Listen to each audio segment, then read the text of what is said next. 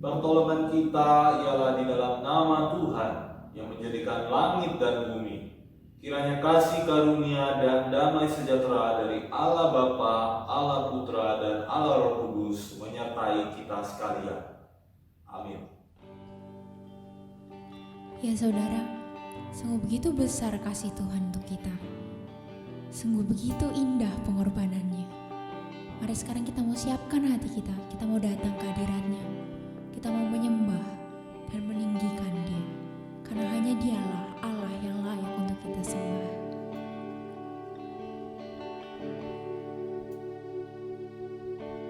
Kemanakah aku dapat pergi menjauhi Roh-Mu yang suci, Kau sahabat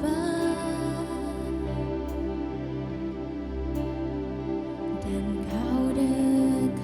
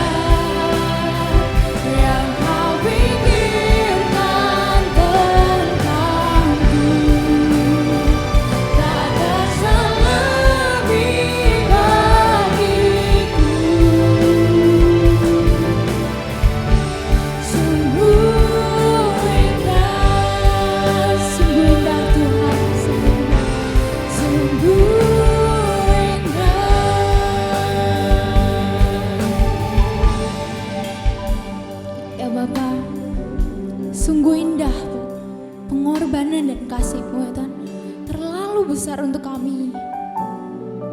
Bahkan kami tak layak Tuhan untuk menerimanya. Tuhan, sungguh kami bersyukur sekali lagi atas kasih-Mu Tuhan. Harian ini ya Tuhan, kami datang ke hadirat-Mu, kami ingin meninggikan, menyembah dan memuji Engkau, karena hanya Engkau Tuhan yang layak untuk kami sembah. Ya Bapa, biarlah Engkau hadir ya Tuhan hari ini, menyertai kami masing-masing di rumah kami ya Tuhan. Karena kami percaya Engkau ada, dan kami percaya bahwa Engkau tak terbatas oleh ruang dan waktu ya Bapa. Terima kasih ya Bapa. Hanya di dalam nama-Mu kami berdoa. Amin. Selamat pagi saudara. Karena Tuhan telah menyelamatkan kita, mari sekarang kita mau memuji dan meninggikan Dia. Mari kita mau bersorak untuk Dia. Haleluya. Yesus, Kau kekuatan di hidupku, takkan gentar langkahku. Kau angkat tanganku di saat ku jatuh, Kaulah sumber kuatku. Lembah yang gelap kan ku lewati, sebab Engkau sertaku. Dengan imanku ku diselamatkan oleh kuasa Yesusku. Ku angkat tanganku, ku sorakan haleluya. Nama-Mu berkuasa, surga bumi nyatakan. Ku angkat tanganku, nyatakan Kau hebat. Allah yang berkuasa, berkuasa selamanya. Mari tepuk tanganmu dan tinggikan suaramu, karena kita mau bersorak untuk Tuhan kita. Sekali lagi kita katakan, Yesus Kau kekuatan. Yesus Kau kekuatan di hidupku, takkan gentar langkahku. Kau angkat tanganku di saat ku jatuh, Kaulah sumber kuatku. Lembah yang gelap kan ku lewati,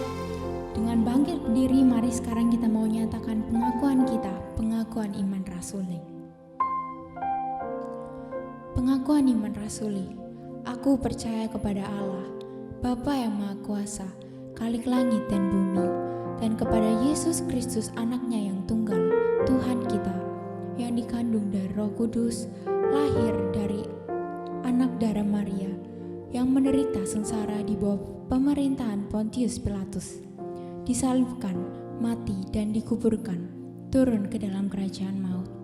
Pada hari yang ketiga, bangkit pula dari antara orang mati, naik ke surga, duduk di sebelah kanan Allah, Bapa yang Maha Kuasa, dan dari sana ia akan datang untuk menghakimi orang yang hidup dan yang mati. Aku percaya kepada Roh Kudus, gereja yang kudus dan am, persekutuan orang kudus, pengampunan dosa, kebangkitan tubuh, dan hidup yang kekal. Amin. Silakan duduk. Saudara, biarlah selalu kita ingat bahwa kita punya Tuhan yang bisa kita andalkan, dan hanya pada Dialah kita bisa berharap sepenuhnya kepadanya. Dan mari selalu kita ingat bahwa waktu Tuhan adalah waktu yang terbaik, dan Dia pasti akan menjawab doa kita, dan Dia yang tahu yang terbaik untuk kita. Mari sekarang kita mau siapkan hati kita. Kita mau pujikan sebuah lagu. Biar lagu ini bisa menguatkan kita semua. Kita katakan, Engkau Tuhan yang setia. Engkau Tuhan yang setia, waktumu selalu yang terbaik. Engkau Tuhan sandaranku,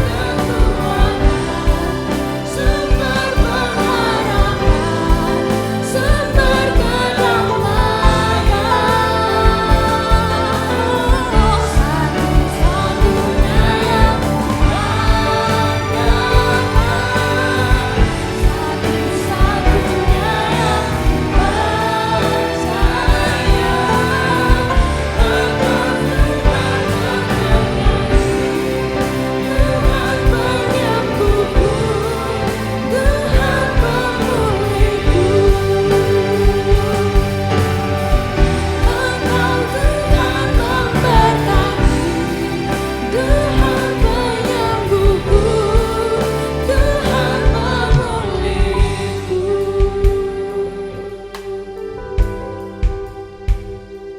Ya Tuhan, saat ini kami datang di hadirat-Mu ya Tuhan, karena hanya Engkau satu-satunya harapan kami. Tuhan, Engkau tahu kondisi saat ini ya Tuhan, di mana sedang ada pandemi corona ini ya Tuhan.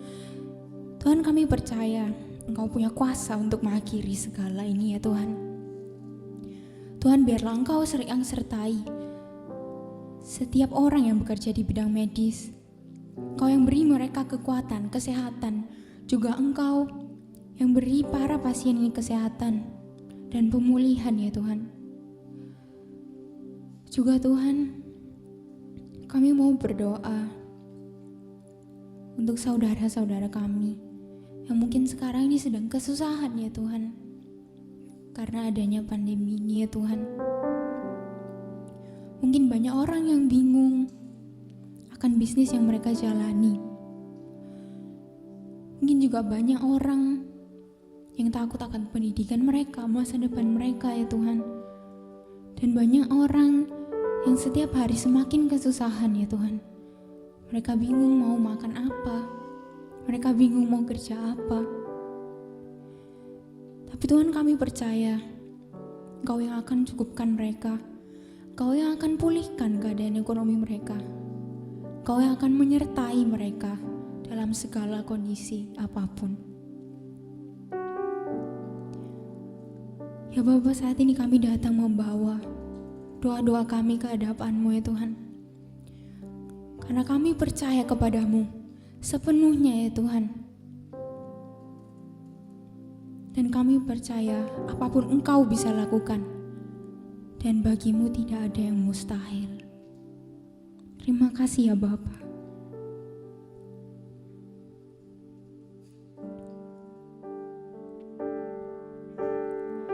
Satu-satunya aku andalkan, satu-satunya aku percaya, Engkau sumber kekuatan, sumber pengharapan, sumber kedamaian. Satu-satunya aku andalkan, satu-satunya aku percaya, Engkau Tuhan memberkati, Tuhan penyembuhku, Tuhan pemulihku.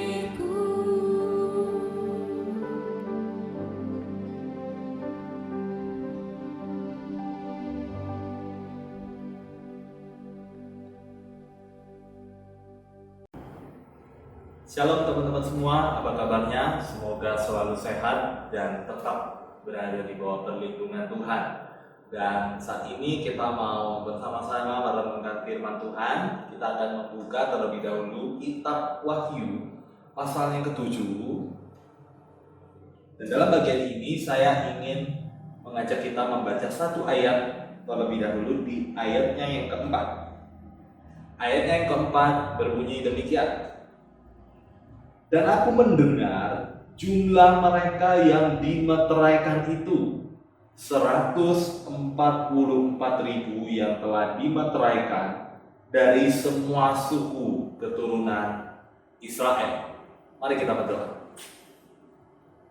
Tuhan, kami bersyukur pada kesempatan hari ini kami sudah datang kepada-Mu ya Tuhan. Kami dari segala tempat kami yang beribadah secara online. Kami tahu Tuhan itu melihat kedalaman hati setiap kami yang sudah memuji Tuhan, meninggikan Tuhan. Dan saat ini kami mau sama-sama membuka hati kami untuk kebenaran firman Tuhan. Kiranya firman-Mu itu boleh berbicara kepada kami, dan tolonglah hamba-Mu untuk menyampaikan firman Tuhan ini supaya setiap kami mengerti apa kebenaran yang Tuhan ingin sampaikan di dalam kehidupan kami.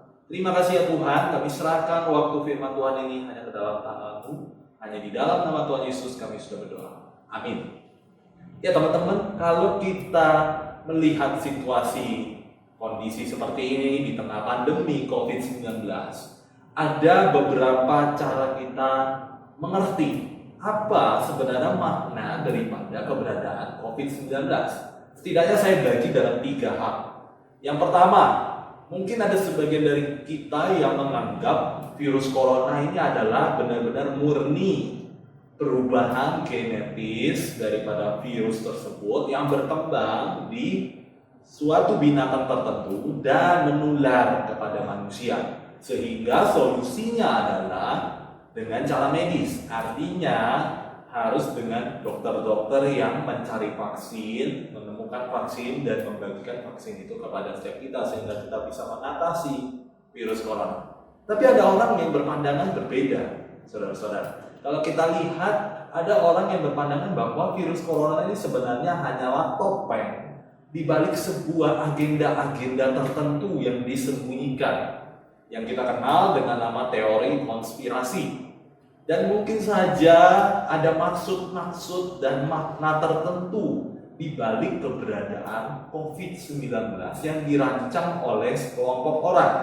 Dan tentu saja banyak orang yang menganut kepercayaan seperti ini. Mereka meyakini bahwa COVID itu sebenarnya gak terlalu menjadi highlight, tetapi ada agenda di balik hal tersebut. Lalu ada orang yang menganggap virus corona sebagai yang saya kategorikan orang ketiga, yaitu adalah orang-orang yang tidak peduli dengan keberadaan virus corona. Mengapa demikian? Mereka rela mendapatkan beberapa mungkin potong ayam goreng dari sebuah franchise ternama. Demi hal itu mereka berkerumun, mereka tidak peduli kalau mereka tertular, yang penting mereka bisa mendapatkannya. Atau mungkin ada orang-orang yang nggak peduli dan tetap beli baju baru di masa-masa seperti ini, di tengah keramaian, dan mereka tidak mengindahkan adanya virus corona tersebut. Yang mana daripada setiap kita. Dan tentu saja kalau kita lihat kitab Wahyu itu bisa dibaca dengan 3 pendekatan yang seperti ini. Yang pertama, kalau kita lihat, kalau kita membaca kitab Wahyu, apa yang kalian rasakan? Sulit, bukan? Karena apa? Kitab Wahyu ini memiliki banyak penafsiran, teman-teman. Ya, kalau kita lihat kitab Wahyu ini punya banyak makna. Ada orang yang membaca kitab Wahyu ini secara literal. Artinya, kata-kata yang muncul di dalam kitab Wahyu itu adalah maknanya. Which is kalau ada naga yang disebutkan di kitab Wahyu, maka itu menggambarkan naga yang besar, yang mungkin ada di dalam imajinasi dan otak kita, dan kita menafsirkannya demikian. Tetapi ada orang yang mendekati pembacaan kitab Wahyu itu tidak secara hurufiah, tidak secara literal. Artinya ada makna-makna yang tersembunyi yang tidak diungkapkan oleh penulis, dan kita mesti gali, kita mesti cari tahu apa maknanya.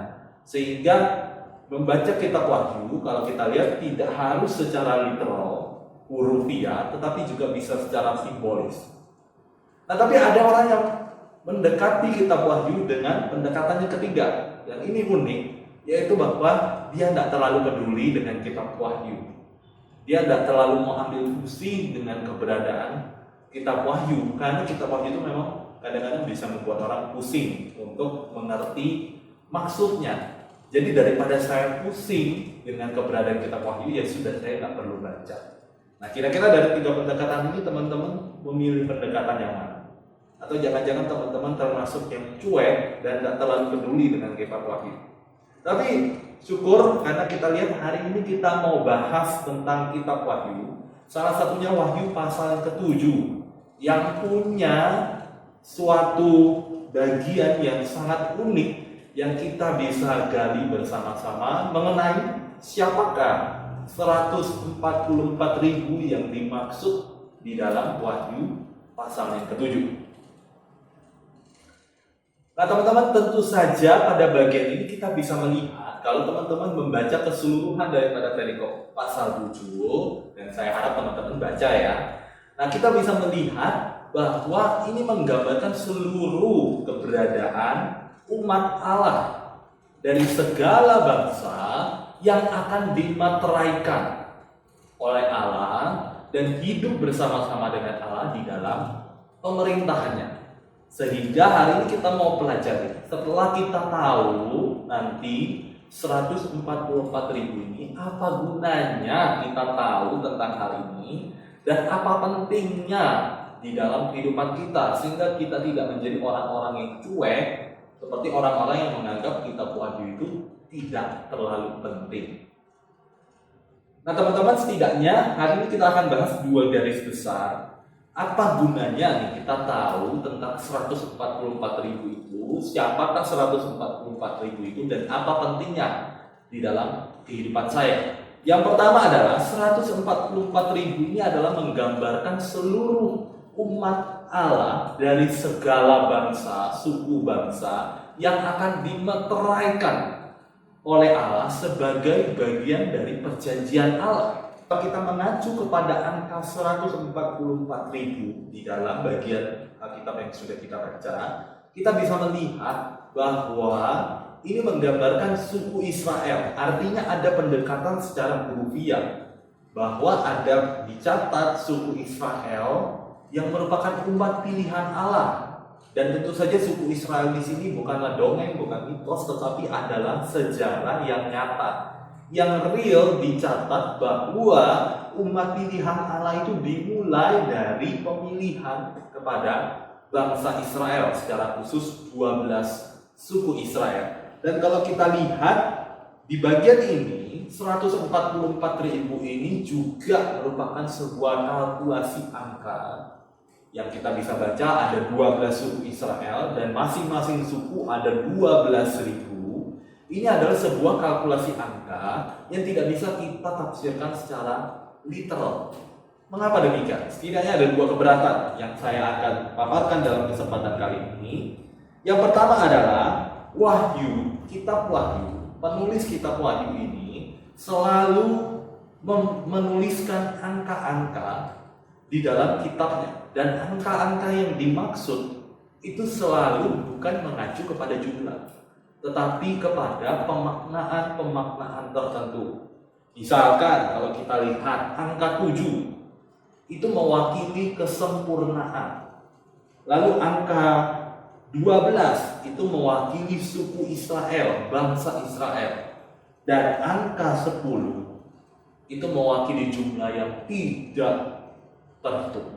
Sehingga kalau kita lihat pemaknaan 144.000 ini dapat dimaknai secara simbolik, memberikan makna tertentu. Dan kita bisa lihat, kita tidak bisa mendekati angka 144.000 ini dengan menyatakan iya 144.000. Mengapa? Keberatan saya yang kedua adalah kita tahu jumlah populasi orang percaya, anggap Kristen saja, kalau kita lihat itu sudah sangat banyak sekali. Dan bagaimana kita menafsirkan ayat ini dengan hanya mengatakan bahwa umat pilihan itu hanya 144.000 orang. Itu adalah sesuatu yang nonsen, di mana kita tidak mungkin mendekati ayat ini demikian, karena jumlah orang percaya itu sudah sebegitu banyaknya. Jadi kalau kita membaca bagian ini, kita perlu melihatnya dari 2 sudut pandang. Yang pertama adalah secara hurufiah, bahwa memang bagian ini mencatat suku-suku Israel yang secara real, nyata, sejarah itu ada. Lalu juga yang secara simbolis, artinya kita mendekati kalkulasi angka 144.000 itu secara simbolis. Ada makna-makna, ada pengertian yang unik yang ingin disampaikan oleh penulis dalam hal ini. Sehingga kalau kita lihat pembacaan kepada bagian ini tentu saja harus mengacu kepada hal yang literal dan yang simbolis yang memaknai keseluruhan bangsa Israel. Lalu kalau kita lihat, satu kata kunci yang penting di bagian ini adalah pemeteraian.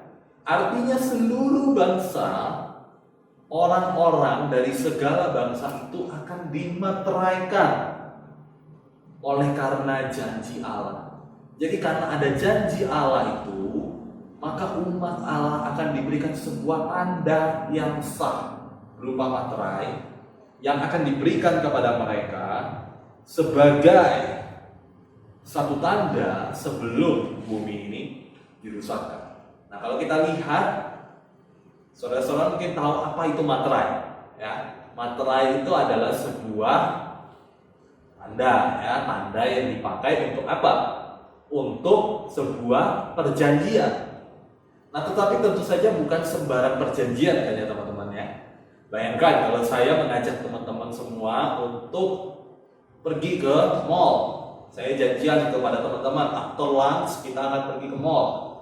Saya akan traktir teman-teman. Apakah waktu saya ngajak teman-teman ke mall itu saya harus siapkan surat, lalu siapkan materai, lalu sodorkan kepada teman-teman, atau minta tanda tangan secara virtual kalau sekarang nggak bisa ketemu, dan kita harus melakukan perjanjian secara materai tersebut? Tentu tidak, ya kan? Tentu kita akan melihat bahwa perjanjian yang dimaksud, perjanjian yang dimateraikan itu adalah perjanjian yang tentu saja harus kuat. Misalkan saya berjanji kepada teman-teman bahwa rumah saya ini, BTW ini rumah Tuhan ya, rumah saya itu saya akan jual seharga 100 juta. Apa reaksi teman-teman? Wih, murah amat, mau dong, di mana? Ya, di rumah saya, nanti saya akan berikan kalau teman-teman membayar seharga 100 juta. Nah, tapi pasti teman-teman akan mikir bahwa apa yang saya katakan itu hanyalah omong kosong. Karena apa? Tidak ada buktinya, tidak ada tandanya. Kecuali saya sodorkan sesuatu berkas dokumen yang menyatakan penjualan tanah saya tersebut, rumah saya tersebut dengan materai. Maka sebuah dokumen itu menjadi kuat. Nah, itulah yang dimaksud dengan pemateraian. Kalau kita lihat, Allah memberikan materainya atas perjanjian yang Dia berikan. Sehingga kita bisa melihat fungsi materai itu setidaknya ada 3 di dalam hal ini. Fungsi materai dalam hal ini ada 3, yaitu pertama, mencegah dari perusakan atau kelalaian atau pengingkaran janji tersebut. Artinya ketika ada materai itu menjadi sangat kuat sekali, tidak bisa diingkari begitu saja. Lalu yang kedua, fungsi materai tentu saja menunjukkan kepemilikan, siapa yang memeteraikan dan siapa yang menerimanya. Ada perjanjian yang jelas di antara kedua belah pihak. Dan yang ketiga, kita bisa melihat bahwa materai itu menyatakan keaslian sah milik dari seseorang dan diberikan kepada seseorang yang lain. Sehingga materai itu adalah bukti keaslian daripada suatu perjanjian. Sehingga ketika kita melihat di bagian ini, Allah memeteraikan perjanjiannya, maka kita ini adalah kepunyaan Allah dan milik Allah. Dan itu menyatakan bahwa perjanjian Allah itu kekal, sah, asli, dan tidak dapat dirusak oleh siapapun. Sehingga kalau kita bisa melihat, teman-teman, dari bagian ini, kita ini adalah bagian daripada umat Allah. Kita ini yang termasuk di dalam 144.000 itu. Dan apa gunanya di dalam kehidupan kita? Kalau kita ini adalah termasuk di dalam perjanjian bersama-sama dengan Allah. Kita ini adalah umat Allah yang real, yang asli, yang telah dimeteraikan nantinya. Dan tentu saja kita tahu orang-orang yang berada di luar daripada orang percaya tidak akan menerima tanda ini. So mungkin kita akan lihat, kita akan mengingat ada saudara-saudara kita, teman kita yang belum percaya kepada Kristus. Maka mereka tidak akan mendapat bagian di dalam hal ini. Dan itu menjadi tugas kita untuk boleh memberitakannya kepada mereka, supaya mereka bisa bersama-sama dengan kita berbagian di dalam kerajaan Allah. Dan hal yang kedua yang bisa kita pelajari dari bagian firman Tuhan ini jelas adalah umat Allah dari segala bangsa akan beroleh pengharapan yang kekal. Pengharapan yang kekal di dalam pemerintahan bersama Kristus. Kalau kita lihat di pembacaan kita di Wahyu pasal 7 ayat 9 sampai 17, jelas di situ mengatakan bahwa akan ada pemerintahan Allah yang kekal. Jadi lepas daripada kematian kita akan ada pemerintahan Allah yang kekal yang akan diberikan kepada setiap kita. Dan ada anak domba Allah yang duduk di atas tahta. Anak domba ini siapa? Jelas, benar sekali, itu adalah Kristus. Kristus yang semula mati di atas kayu salib untuk menebus setiap kita. Kristus yang semula adalah anak domba yang disembelih, tetapi dia sekarang melambangkan anak domba yang duduk di atas tahta, yang kekal, yang memerintah atas setiap kita dan segala bangsa. Kalau kita melihat ya di dalam bagian ini ada malaikat-malaikat yang sujud menyembah, ada tua-tua, ada keempat makhluk dan juga segenap seluruh bangsa yang berjubah putih akan sujud menyembah kepada anak domba, yaitu kepada Kristus. Sehingga kita bisa melihat ini adalah sebuah pengharapan yang kekal, yang luar biasa yang diberikan kepada kita orang-orang yang percaya. Artinya kematian bukanlah akhir, tetapi kematian adalah sebuah awal dari pengharapan yang kekal. Sehingga kita harus tetap berpengharapan meskipun kita ada di situasi yang sulit. Sebagaimana yang kita alami saat ini, kita tahu di dalam situasi yang sulit seperti ini. Maybe teman-teman juga yang berada di rumah saat ini sudah merasa bosan, jenuh, tidak tahu mau ngapain, dan tidak mengerti corona ini akan selesai sampai kapan. Bahkan kalau kita lihat ekonomi, pekerjaan, itu lesu, menurun. Banyak orang yang di PHK, banyak orang yang tidak bisa bekerja, banyak orang yang frustasi dan kehilangan harapan. Tetapi kita lihat masih ada orang-orang yang dengan semangat mengabdi kepada bangsa. Mereka rela terjun di garda terdepan. Mereka rela menghadapi virus corona itu di garis terdepan. Bahkan mereka tetap memberikan semangat meskipun pada akhirnya mereka terjangkit virus corona. Dia adalah seorang dokter muda, dokter yang punya masa depan yang cerah, tetapi dokter yang mendedikasikan dirinya untuk melayani bangsa. Dan tentu saja dalam hal ini bukan dokter Tirta yang ingin saya sampaikan, tetapi kita akan melihat cuplikan videonya bagaimana dokter muda ini yang sudah berjuang menghadapi COVID-19 ini. Dia memberikan semangat dan pengharapan kepada setiap kita. Mari kita lihat sama-sama videonya. Satu lagi, pahlawan kemanusiaan harus berpulang ke pangkuan Tuhan. Mikael Robert Marampe, dokter muda, bagian dari tim medis penanganan corona, meninggal dunia kemarin setelah mendapat perawatan di Rumah Sakit Polri Kramat Jati, Jakarta Timur. Ia dinyatakan positif corona. Dr. Mikael sempat mengunggah video pada 17 April lalu di akun Instagramnya. Ia memberi semangat kepada tim medis karena yakin Indonesia bisa menang melawan corona. Mikael juga meminta masyarakat untuk patuh dan tetap berada di rumah, sekaligus membantu perjuangan tim medis. Hari ini adalah hari ke-8 saya dirawat dan saya menjadi salah satu korban dari COVID-19. Buat saya, menjadi seorang dokter itu adalah suatu kebanggaan tersendiri. Tetap bisa melayani pasien, bisa membantu banyak orang, dan tidak ada penyesalan sedikit pun. Buat teman-teman semua di garda terdepan, tetap semangat dan wajib menggunakan APD yang lengkap. Selalu semangat teman-teman semua, dan Tuhan Yesus memberkati. Saudara-saudara semua, demikianlah kalau kita bisa melihat keberadaan dokter muda yang rela berkorban, bahkan kehilangan nyawa untuk memberikan semangat dan harapan bagi kita untuk berperang melawan virus corona. Demikian Kristus yang adalah anak domba itu telah mati di atas kayu salib. Kristus ada di garis terdepan untuk menyelamatkan kita, menghapus segala dosa kita, menanggung segala dosa kita, mati di atas kayu salib. Tetapi sekali lagi, kematian, penderitaan itu bukanlah akhir daripada segalanya. Tetapi sebuah kematian dan penderitaan itu adalah awal dari pengharapan yang kekal yang sudah diberikan dengan kematian Kristus di atas kayu salib. Kita semua beroleh pengharapan kekal.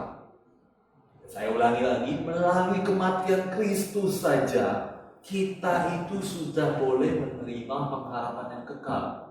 So kita semua ini orang yang percaya itu sudah terima janji keselamatan Allah tersebut, dan kita otomatis adalah orang-orang yang berbagian di dalam umat Allah, yang berbagian di dalam pemerintahan Allah yang kekal, dan kita ini adalah orang-orang yang diselamatkan. So teman-teman, kalau kita melihat pada bagian ini, kalau kita sudah mengerti pemaknaan daripada apa yang kita baca, apa yang harus kita lakukan? Apa yang harus kita lakukan dengan mengerti bagian ini? Tentu saja kita tahu bahwa kehidupan yang sulit ini membuat kita mungkin kehilangan pengharapan. Kehidupan kita yang sulit ini seringkali membuat kita putus asa. Tetapi ingat, ada pengharapan yang kekal yang Tuhan berikan melalui Kristus, yang sudah menjamin hidup kita menjadi anak-anaknya, hidup di dalam kehidupan yang kekal. So kita nggak perlu takut, nggak perlu khawatir, dan nggak perlu cemas. Karena apa? Ada pegangan yang sejati, yaitu iman kita kepada Kristus. Kita harus terus berpegang kepada iman yang sejati itu, tetap percaya kepada Kristus walaupun di dalam situasi yang sulit. Saudara-saudara, kalau kita melihat melalui firman Tuhan hari ini, kita kembali belajar bahwa pemaknaan 144.000 ini menyatakan umat Allah, umat pilihan Allah, dan kita semua yang percaya kepada Allah, yang akan berbagian di dalam pemerintahan Allah dan menerima tanda materai keselamatan. Bahwa kita ini adalah milik Allah sepenuhnya, dan kita tidak akan pernah bisa dipisahkan daripada kasih Allah oleh apapun, karena ini adalah perjanjian Allah yang kekal. Dan semoga bagian ini boleh semakin menguatkan kita di masa-masa pandemi seperti ini, supaya kita tetap boleh berpengharapan kepada Allah. Kiranya Tuhan Yesus memberkati kita semua. Mari kita berdoa.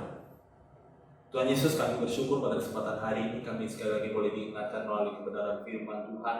Kami tahu Tuhan, kami orang yang lemah dan terbatas. Kami seringkali lupa pada pengharapan kekal yang Tuhan sudah sediakan di dalam kehidupan kami. Kami seringkali lupa bahwa Tuhanlah satu-satunya jaminan keselamatan hidup kami. Karena melalui kematian-Mu, kematian anak domba, yaitu Kristus yang sudah rela menanggung segala dosa kami, demikianlah kami boleh diselamatkan. Dan kiranya melalui masa-masa yang sulit seperti ini, kami tetap berpengharapan kepada Engkau ya Tuhan. Kami tetap yakin bahwa Engkau adalah sumber jaminan keselamatan itu di dalam kehidupan kami. Dan kami tidak takut lagi. Kami yakin dan percaya kami ada di dalam bagian bersama dengan Allah, hidup kekal di dalam pemerintahan Allah. Dan melalui pembacaan firman Tuhan hari ini, kiranya kami boleh terus belajar untuk mengerti kebenaran firman Tuhan itu. Meskipun sulit, kami percaya Roh Kudus-Mu menolong kami untuk boleh mengerti firman Tuhan dan melakukannya di dalam kehidupan kami sehari-hari. Terima kasih ya Tuhan. Inilah segenap doa dan permohonan kami berdoa hanya di dalam satu nama Tuhan kami, Yesus Kristus. Semua yang percaya katakan amin. God bless you all. Ya saudara, dengan firman ini, kita biasalah menjadi tetap setia dan taat kepada Tuhan. Kita hidup menurut kehendak-Nya. Mari sekarang kita mau bawa persembahan yang terbaik untuk Dia.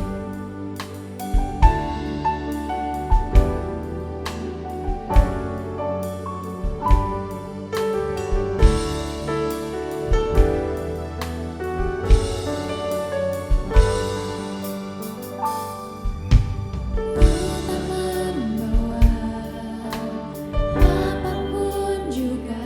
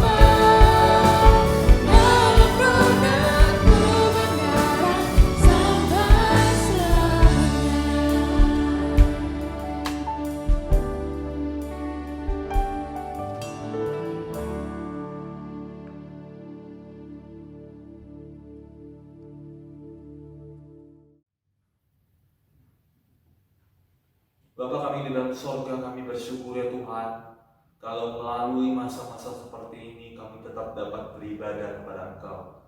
Kami tetap ingat kepada Engkau ya Tuhan, dan kami sudah memuji Tuhan, memuliakan Tuhan, dan mendengarkan firman Tuhan. Kiranya segala apa yang kami lakukan ini semata-mata hanya menyenangkan hati Tuhan. Dan kami percaya Tuhan, meskipun kami berada di dalam situasi yang membuat kami khawatir, membuat kami cemas, dan membuat kami putus asa, kami percaya ada Tuhan yang berdaulat, Tuhan yang terus memelihara kehidupan anak-anak-Mu.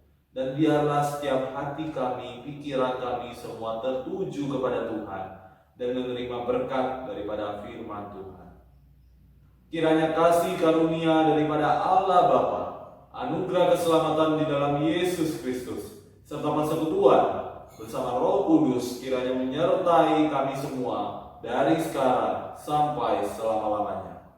Amin.